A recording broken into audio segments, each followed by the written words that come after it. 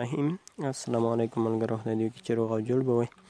ملګرو، زه ولي الله دلسوز له یوې نوې ویډیو سره تر تاسو راغلی یم. په دغه ویډیو کې به زه تاسو ته وښیم چې څنګه کولی شو په مسنجر کې یو څوک موږ ته میسیج وکړي او هغه میسیج موږ هم ګورو، خو ده ته هغه د تصویر علامه چې کومه ده بېخته لاړه نه شي، یعنې ده ته دا معلومه نه شي چې ده زما میسیج لیدلی.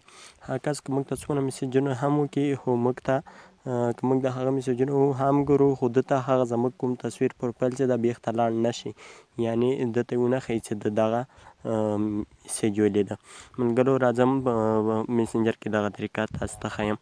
ملګرو، هغه نه مخکې له تا څخه یوه غوښتنه کوم که چېرې تاسې زموږ یوټیوب چینل نه وي سبسکرایب کړی، نو یوټیوب چینل مو درسره سبسکرایب کړئ. ملګرو، کله چې تاسې دا ویډیو ګورئ، د ویډیو په بیخ کې دغه د سبسکرایب علامه ووهئ او وروسته له هغې بیا په آل باندې کلیک وکړئ. کله مو چې سبسکرایب کړئ، هغه نه وروسته دغه ګنګړی ووهئ او هغه نه وروسته پس په دغه آل باندې کلیک وکړئ. دغه آل کلیک کړئ تر څو زموږ دا شان نورې خوندورې ویډیو تر تاسو در ورسېږي. ملګرو، اوس راځم میسنجر کې دغه طریقه تاسو ته ښیم. راوځو میسنجر ته.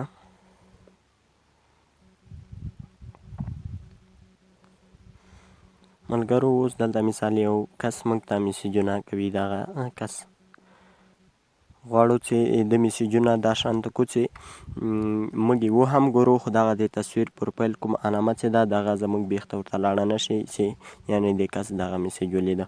ملګرو، تاسې چې کله دغه سیسټم پلوئ نو د دې کس پروفایل به ونیسئ. کله مو چې ونیو، لاندې ګورئ تاسې په دې ساحې کې مارک از ینرېټ.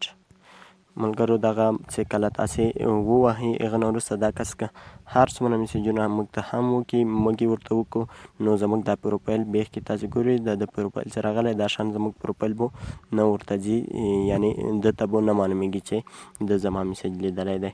ملګرو، دغه زموږ نننۍ ویډیو خدای دې وکړي چې خوښه شوې وي. که چېرې مو ویډیو خوښه شوې وي، نو ملګرو زموږ یوټیوب چینل درسره سبسکرایب کړئ.